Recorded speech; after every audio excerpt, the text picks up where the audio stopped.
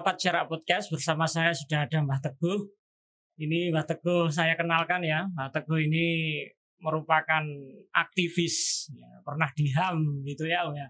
Iya. Ya, pernah jadi BPD di Desa Tunggul Padean dan pernah termasuk anggota yang luar biasa di sebuah partai gitu ya. Iya, iya. Om Teguh ini adalah seorang yang memperakasai atau yang mempunyai ide untuk membuat sebuah kajian sejarah seperti ini yang kita namakan dengan cerak gitu. Lalu nama cerak sendiri itu bagaimana sih, Om, maksudnya gitu? Ya, kalau cerak itu yang sebenarnya bahasa Jawa ya. Tapi kalau bahasa Indonesia kan mestinya kita berdekat. Dekat ya. Jadi satu, berdekatan kepada Allah Ya. yang Maha Kuasa. Ini perlu. Ya. Jadi terus berdekatan dengan leluhur-leluhur, terutama orang tua, sesepuh, ya. sesepuh. Ya. Nah, ini perlu kita dekatkan. Karena apa? Kalau kita pendekatan ini, manusia itu harus pendekatan, bisanya adanya apa itu Ya, manusia wujud. bisa lahir Ya, gitu ya. Ya. Itu tetap harus ada pendekatan. Contoh, misalnya ada pembuatan cerak. Ya. Tanpa ada pendekatan dengan remaja yang tua yang mengarahkan, nah ini tidak mungkin itu wujud. Nah, Gitu ya. jadi kita perlu tetap pendekatan itu, kalau bahasa Jawa ini cerak. Ya. Nah, itu bisa kita temukan sampai antara generasi muda bisanya bersatuan. Ini ya perlu pendekatan. Berarti, antara ulama dan umarok pendekatan. ya, berarti apa ya, katakanlah cerak itu terinspirasi atau apa ya, diwujudkan melalui adanya pendekatan gitu. Ya. Tanpa pendekatan itu tidak mungkin terjadi. Ya. Kenapa kok memilih sejarah gitu? Kenapa? Karena sekarang orang-orang yang muda sekarang, Ya, contoh kan, itu sejarah itu sudah hampir musnah. Sejarah ini itu tidak bisa perlu kita urip-urip di zaman dihidupkan kembali. Ya. Kita hidupkan kembali. Nah, cara Jawane diurip-urip. Ya, diurip-urip. Ya, dihidupkan kembali karena apa? Biar generasi-generasi sekarang itu tahu. Contoh seperti kalau di Tunggul, cikal bakalnya itu ada Mbah Citro dan lain sebagainya. Nah, ini perlu kita utamakan, kita utarakan kepada generasi muda. Oh, ceritanya bagaimana ya Mbah Citro dan lain sebagainya. Nah, ini kayak saya menghimbau, siapakah yang ingin mensejarahkan, ya, itu bisa menghubungi dengan cerak. Oh begitu ya. Ya. Jadi ini jenengan mengundang secara formal dan yang disaksikan oleh penonton bahwa semua yang ingin menceritakan atau mengisahkan tentang sesepuh-sesepuhnya, silahkan menghubungi ke Cerak Studio. Ya. Jadi ini perlu kita bagi, khususnya di Kabupaten Jepara. Kalau nanti umumnya di Indonesia bisa. Ya. Nah, kalau saya ingin punya sejarah ini, saya utarakan di Cerak. Nah, silahkan. Ya. Atau ini perlu kita mohon kepada yang mempunyai sejarah-sejarah itu, kalau perlu saya mohon bantuannya untuk menyejarahkan. Karena apa? Sejarah-sejarah sekarang itu sudah tidak ada, karena di pendidikan ya sudah musnah. Jadi kita hidupkan kembali kalau bisa yang tahu sejarah-sejarah ini. Apalagi seperti ini kondisi COVID ini ya Om, tidak ada pelajaran yang diajarkan di sekolahan kan begitu. Mungkin apa ya, katakanlah semakin jauh dari nilai-nilai sejarahnya itu kan. Iya. Ya. Adanya COVID ini malah kalau saya itu ya bagaimana ya, karena penyakit itu ya memang ada. Ya. Tapi terus kalau ditakuti gitu. Ya dibatasi dan dipakasikan undang-undang, itu kan seakan-akan penyakit itu kayak penyakit buatan. Lalu begini Om, lalu setelah katakanlah kita membuat apa ya seperti ini, acara seperti ini, apakah ingin diarahkan ke memahami dan menerapkan perilaku nenek moyang kita dulu begitu, atau ingin cuma sekedar tahu begitu? Ya kalau saat ini era globalisasi ini, kalau terus kita tekankan kepada menjalankan sejarah-sejarah itu, saya kira ya mungkin tidak terus begitu bisa. Ya karena apalagi sekarang yang muda-muda itu sekarang sudah banyak terpengaruhnya situasinya. Jadi kalau melakukan seperti zaman pada nenek moyang kita atau mbah-mbah saya, ya itu saya kira sudah susah. Jadi ya pokoknya sekedar hanya mengetahui, oh ini seperti contoh seperti Tunggul. Kok bisa namanya Mbah Citro ini asal usulnya dari mana misalnya. Ini kalau ada yang tahu, ya itu saya mohonlah untuk berkomunikasi, menghubungi studio yang cerah ini atau YouTube yang cerah ini, nanti biar bisa dikenang oleh masyarakat, terutama generasi muda itu. Kan ada unen-unen Jawa atau katakanlah filsafat Jawa dulu kan bilang gini, Om, kacang itu orang ninggal lanjaran begitu. Ya maksud saya kan begini, Om, misalnya katakanlah Mbah Citro itu dulu punya Mbah Citro atau sesepuh Tunggul ini punya ciri khas pekerjaannya misalnya kok berhubungan dengan kerajinan gitu. Maka di Tunggul kemungkinan besar menurut teori ini tidak akan jauh-jauh dari kerajinan gitu. Maksud saya begitu. Atau misalnya nilai keagamaannya, Mbah Citro itu dulu orangnya santun, kalau ada orang yang beling katakanlah nakal begitu tidak diusir, malah dikasih begini dikasihi. Ya maksud saya kan apakah diarahkan ke sana atau cuma gimana? Ya kalau ini masalah sejarah yang untuk Mbah Citro itu karena saya sendiri itu belum tahu persisnya bagaimana. Nanti kalau sudah ada yang menemui, ya itu bisa, kalau bisa dijalankan, kalau bisa loh ya, karena sekarang itu kan banyak terpengaruhnya. Jadi kalau bisa itu dijalankan, ya contohnya Mbah Citro itu loh, sepertinya ini, contoh lalu dibuat ini. Nah itu, nah kalau kerajinan kemungkinan di Tunggul Pandean ini ada yang menyatakan kalau memang yang namanya Pandi itu pada waktu itu ada yang sesepuh membicarakan tempatnya Mbah Citro itu memang pada waktu itu membuat gaman. Pandai. Jadi maka dari itu kalau di Tunggul itu namanya Tunggul Pandian. Karena masyarakatnya kebanyakan pada cikal bakalnya itu pandai waktu itu membuat gaman-gaman itu. Lalu kita ceritakan secara sekilas begitu. Dulu pas jenengan ke sini pertama kali atau katakanlah hijrah ke sini, ya jenengan kan dari Bawu ya, Om, dari Pecangaan atau Bawu Kecamatan Bate Alit. Oh, Bate Alit ya. Oh, dari Bate Alit. Kemudian mulai tahun berapa jenengan di sini? Saya di sini itu mulai tahun 83 bulan 4 tanggal 4 bulan 6 83. Hari Sabtu pas akhir nikah saya, terus hari Kamis itu ada gerhana matahari total. Gerhana matahari total. Ya, hari Jumat pas 1 Ramadan. Tidak mungkin terlupakan kalau begitu. Ada gerhana matahari yang sangat jarang itu, dan ada Ramadan juga momen Ramadan. Lalu dulu kondisi di sini, jenengan kan dulu tinggalnya memang sampai sekarang itu di Pandean ya, Dukuh Pandean, Tunggul Pandean gitu. Kondisinya secara umum bisa digambarkan bagaimana, Om? Kalau memang di sini kondisi di sini bermasalah agama. Bermasalah agama itu agak kekurangan.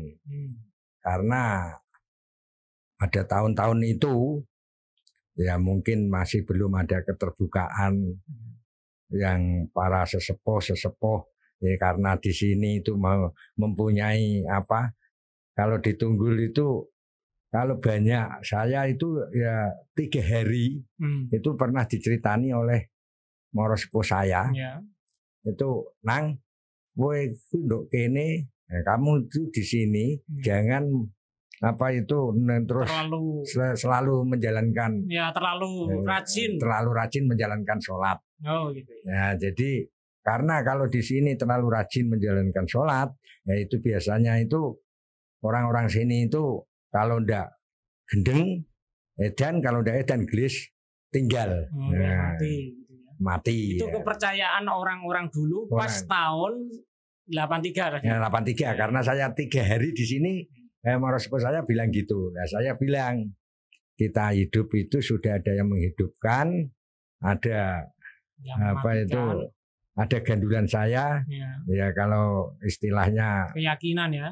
Keyakinan intinya saya mengambil dari sholat itu inna sholati wa nusuki wa mahyaya wa mamati lillahi rabbil alamin.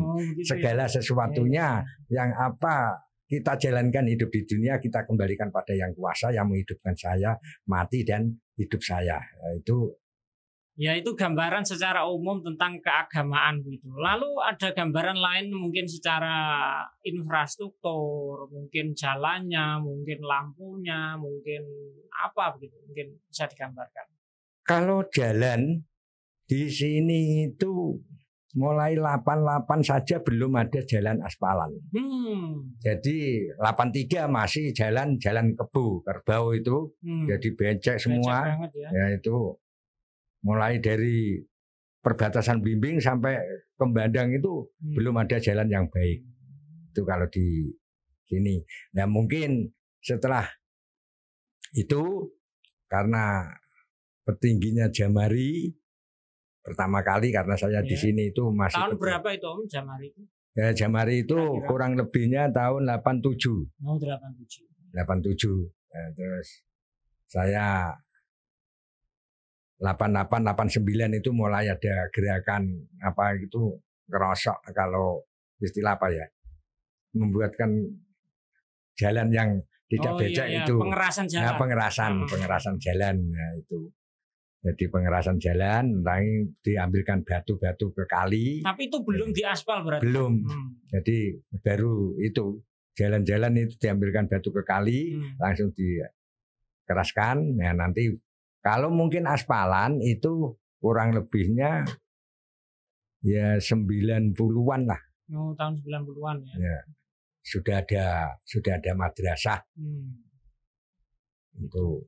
Jadi itu tahun segitu itu tadi 83 sudah ada listrik belum? Belum. 83 itu saya masih menggunakan lampu apa Petromak, itu? Petromak itu. Kalau istilah sini ya, lampu setrongking ya. Ya itu 83. Lalu ada PLN masuk kurang lebihnya 86. Jadi hampir berbarengan membangun listrik dan jalannya itu ya. Iya, dulu listriknya ya. Karena waktu itu kan perhentiannya Care yang Pak Sulaimi. Nah, terus ada calonan Care itu yang menggerakkan itu seperti Pak Kaji Karsono. Nah, itu karena dia calon Care, jadi masyarakat dijak kerigan istilah kerja bakti, nah, itu mengambil batu buat pengerasan jalan itu. Jadi itu ada pembangunan katakanlah infrastruktur pengerasan jalan itu tahun 87. Ya. Kemudian ada listrik masuk ke Pandean atau Tunggul Pandean pada umumnya itu tahun 86. Nah, 86 kurang lebihnya itu. Lalu untuk ekonomi masyarakat sini Om sejak jenengan ada di sini tahun 83 sampai sekarang apakah ada perubahan atau tidak? Kalau perekonomian jelas perubahannya saat ini kalau 83 saya ini bukan untuk membicarakan kejelekan pada keluarga saya, tapi yang sudah saya alami pada waktu 83 saya pertama di sini itu masih makan nasi jagung padahal di Mbawu itu sudah tidak mengenal nasi jagung. Jadi lebih maju sana ya. Jadi saya di sini itu ya karena yang namanya Maro Sepuh itu sudah tahu saya. Jadi akhirnya itu biasanya dia itu makan nasi jagung, tapi saya dimasakkan beras biasa, beras itu. Beras waras. Jadi, termasuk dimanjakan oleh moro sepuh saya itu. Jadi hidup saya di sini itu dimanjakan. Itu permasalahan perekonomian. Ya. Berarti ekonominya rata-rata petani atau gimana? Nah kalau dulu itu petani saja itu ya, saya di sini 83 itu tidak seperti ini. Kalau dulu itu paling 2 kali tanaman petani. Maka karena kalau di Pandian ini kan memang kebanyakan itu petani yang di rumah, ada yang kerja ke Jakarta, ada yang jualan buah dan lain sebagainya lah. Itu kan sudah adanya kemajuan ini. Tapi kalau pada waktu itu awal-awalnya saya di sini, ya itu masih banyak pertanian. Pertanian itu tidak bisa di padi sampai 3 kali seperti ini enggak. Jadi istilahnya kemajuan perekonomian saat ini di Pandian sudah pesat kalau dibandingkan pada 83. Lalu kalau dihitung begini Om, katakanlah kita bikin sensus kecil-kecilan begitu misalnya. Kita menghitung penduduk saat tahun 83, terutama di Pandian sendiri ya. Itu kira-kira ada berapa orang atau rumah begitu? Kalau di RT 1 itu ingat saya itu kurang lebihnya karena rumah mertua saya itu nomor 27 berarti kurang lebihnya 35 atau 30 rumah itu. Itu 83. Berarti rata-rata dulu tanah pertanian semua ya? Ya. Jadi pada waktu dulu itu dan kalau perekonomian jelas itu intinya dari pertanian itu toh. Sama apa ya? Katakanlah peternak kecil begitu, misalnya kerbau, sapi. Ya itu paling ya sapi, ya, kerbau itu. Lalu ini kita akan berbicara tentang apa ya? Lembaga agama. Lembaga agama. Kan dulu jenengan pernah cerita bahwa di RT 1 Tunggul Pandian itu belum ada musola. Itu bagaimana corong diceritakan itu? Ya adanya musola itu memang saya ya segala sesuatunya kalau memang Allah itu sudah mendekat menghendaki kita selalu mendekat pada Allah terus istilahnya dikabulkan permintaan cerak lagi ini ya. Kembali ke cerak lagi. Jadi mendekat kepada Allah terus Allah mengabulkan ya insya Allah beralahnya itu ada minat. Contoh musola pada waktu itu sebelumnya musola itu kita buat dangdutan.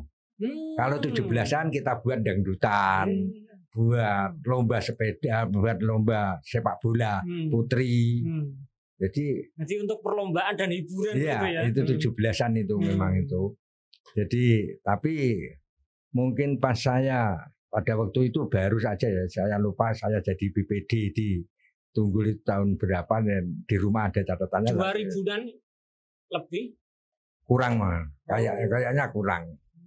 Jadi wong pas saya bentuk musola itu sudah bupatinya Hendro dan Marjuki. Pak Hendro Martoyo. Ya, itu sudah ada pemilihan bupati yang dipilih oleh rakyat. Pilihan langsung. Nah, pilihan langsung. Nah, musola pada waktu dulu kalau masalah peragamaan ini saya bukan menjelekkan warga kita bukan, tapi memang tahun 86 itu yang sebenarnya seperti almarhum Pak Fauzan. Nah, itu madrasah itu cuma membuat madrasah di rumah-rumah seperti di tempatnya Mbah Mantan Soleh, Pak Fauzan, dan terus di rumah belakang masjid itu yang tempatnya Pak Kaji Karsono. Nah itu baru ada 3 lokal. Terus 87 kita mempunyai musyawarah di masjid sama sesepuh-sesepuh. Seandainya sini itu mendirikan madrasah itu bagaimana? Nah terus ya ada warga almarhum Bapak Sukari dan kira-kira itu buat bayar itu bisa. Oh, maksudnya pembiayaannya ya, pembiayaan operasional. Karena yang namanya pendidikan itu Om perlu guru. Nah gurunya itu 1 bulannya, misalnya guru 6 berapa. Jadi ini perlu saya bilang disiapkan. Nah, perlu diperhitungkan kan ini. Nah saya bilang segala sesuatunya kalau memang Allah itu mengabulkan itu tetap kita mudah. Saya bilang gitu. Memang saya punya keyakinan yang hebat tentang itu ya. Jadi segala sesuatu keinginan baik kita yakin akan bisa terwujud begitu ya. Terus 87 kita musyawarah pada warga bagaimana yang kira-kira punya tanah kalau bisa dikasihkan, saya terima kasih. Diwakafkan. Ya diwakafkan. Kalau tidak bisa-bisanya siapa yang mau dijual nanti dimusyawarahkan kepada masyarakat. Pertama kali yang di sini itu Bapak Kaji Karsono yang wakaf. Om, itu loh yang sebelah barat makom. Nah itu kita kasihkan madrasah separuh atau setengah, nah, itu setengah dari kotaan itu.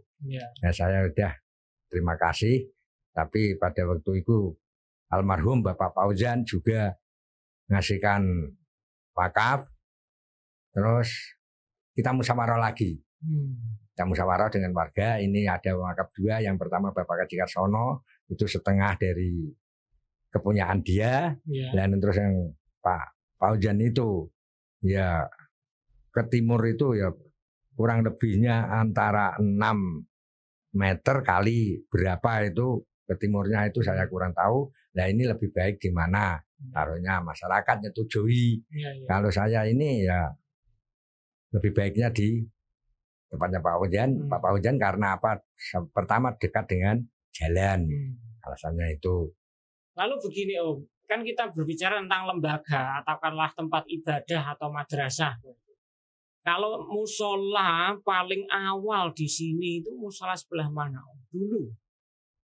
Musola di sini pertama di sini itu musolanya itu ikut pandian tapi kepunyaan tiap orang Blimbing. Nah itu diserahkan tahun 86 ada pembubaran masjid. Nah itu diserahkan pada masjid, kekurangan masjid. Yang kalau di pandian yang pertama saya belum tahu persis itu yang di tempatnya Pak Fauzan itu. Nah itu, tapi pada waktu itu karena musola itu secara pribadi belum ada ikrar wakaf, akhirnya ya memang disobo oleh keluarga-keluarga atau buat ibadah keluarga. Untuk keluarga begitu ya. Karena di sini itu kalau apalagi yang namanya wakaf, sedangkan apalagi yang namanya pribadi. Sedangkan wakaf itu kalau contoh seperti di tempat saya pada waktu itu Moro Sepo itu bilang wes kono le wes nang, maksudnya situ le sudah buat musola. Nah saya bilang Pak, kalau seandainya di sini itu kita buat musola, akhirnya manusia sini itu ndak warga sini ndak mau nyobo karena dianggap pribadi. Nah, jadi rikoh kewoh begitu ya. Jadi itu depan saya yang sebelah barat yang sekarang itu kepunyaan Nyungarse itu kan pada waktu itu kan suruh buat musola. Jadi 83 tadi sudah ada masjid, ini sudah ada ya? Masjid sudah. Ya, masjid Baitul Mutakin Pandian itu sudah ada. Kemudian sudah ada musola di RT 3, musola Miftahul Falah lah. Kemudian belum ada musola di RT 1. Belum. RT 1 itu berdirinya pokoknya antara 2000-an no. Jadi sama madrasah duluan mana? Dulu madrasah. Oh, duluan madrasah ternyata. Karena madrasah memang saya merintis pertama kali itu tahun 88. 87 dan terus wujud 88 mulai pembangunan, dana kurang kita ambilkan pembicara. Itu yang tujuan saya dengan Pak Zahid Arafat itu dari Omai Rama, tapi pas berhubung Omai Rama itu waktu itu ada Tur Buska di Kudus, dia jadi sponsornya Tur Buska. akhirnya saya diantarkan kepada almarhum Bapak Arofik. Oh, Bapak Arofik. Jadi pada waktu itu madrasah sini yang menghadiri itu Pak Arofik, karena maksud dan tujuan saya dan panitia ini untuk meringankan beban pembangunan. Memang untuk minta jariah. Oh, jenengan berarti mengadakan sebuah acara katakanlah hiburan begitu yang niatnya mau undang Pak Haji Rhoma Irama, tapi beliau ada halangan karena ada tour, kemudian digantikan oleh Pak Arofik begitu. Ya, tapi tidak ada hiburan. Apa itu? Sistem pengajian. Oh, pengajian malah ya. Pengajian yang dakwah adalah Pak Arofik. Pada waktu itu yang kita tuju ya Pak Haji Rhoma Irama ya memang tujuannya yaitu untuk pengajian. Tapi dia bersamaan Turbuska pengajian. Nanti kalau yang pengunjung memang saya mintai ya donasi begitu ya. Nah itu untuk kekurangan madrasah. Akhirnya alhamdulillah terwujud. Dan terus ada kekurangan kenteng karena saya pada waktu itu pengemudi. Ya. Jadi saya minta bantuan masyarakat Mayong. Ya, juragan kenteng itu. Ya, jadi semua kenteng itu ya permintaan dari Mayong. Jadi jariahnya orang-orang Mayong. Jadi katakanlah begini ya Om, Tunggul Pandaian zaman dulu yang jenengan katakan kurang agama, itu jenengan nilai seperti itu dari sisi apanya selain tadi yang jenengan katakan tentang kepercayaan bahwa orang yang terlalu rajin ibadah itu cepat meninggal atau edan atau gendeng dan seterusnya gitu. Selain itu kekurangannya apa lagi selain itu? Ya kekurangannya memang karena agama itu ada dari kalau di Mbah Pulo ya, ada sendi-sendi dari pendidikan agama, contoh seperti madrasah, seperti ibtidaiyah. Paling iya, lembaga ya. Nah, jadi lembaganya kan sini belum ada. Nah, sedangkan orang-orang tua punya inisiatif atau punya pendapat yang itu, karena akhirnya masyarakat kan tadi apa itu ya agak takut-takut. Maka dari itu kan seperti ini memang saya bukannya untuk seperti di tempatnya Mbak Citro setiap Jumat pagi kita ngadakan selamatan dan lain sebagainya untuk membudayakan. Jadi untuk membudayakan biar masyarakat ini tahu tahlilan di makom-makom leluhur-leluhur itu, ya istilahnya kembali ke cerak. Jadi apalagi kalau berdekatan pada leluhur itu kan biasanya dikasih kemudahan oleh yang kuasa. Ya katakanlah apa ya, biar mengingat-ingat jasa-jasa leluhur, biar bisa mencontoh perilaku leluhur dan seterusnya gitu ya. Silakan diminum dulu Om. Oh iya.